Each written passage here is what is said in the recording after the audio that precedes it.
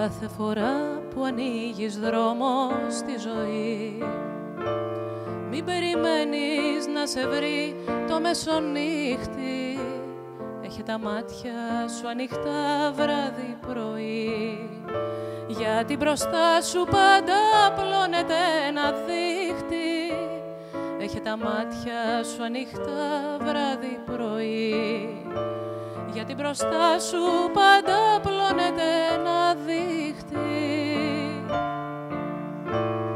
Αν κάποτε στα βροχιά του πιαστείς, κανείς δεν θα μπορέσει να σε βγάλει. Μονάχος βρες την άκρη της κλωστής, κι αν είσαι τυχερός ξεκινά πάλι.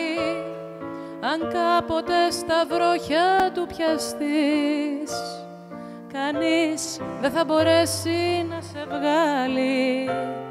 Μονάχος βρες την άκρη της κλωστής, κι αν είσαι τυχερός ξεκινά πάλι.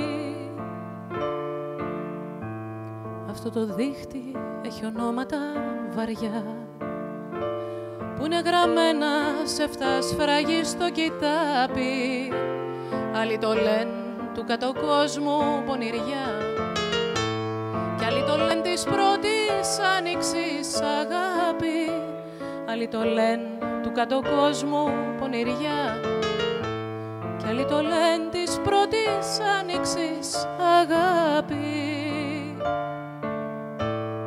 Αν κάποτε στα βροχιά του πιαστείς, κανείς δεν θα μπορέσει να σε βγάλει. Μονάχος βρες την άκρη της κλωστής, κι αν είσαι τυχερός ξεκινά πάλι. Αν κάποτε στα βροχιά του πιαστείς, κανείς δεν θα μπορέσει να σε βγάλει. Μονάχος βρες την άκρη της κλωστής, κι αν είσαι τυχερός ξεκινά πάλι.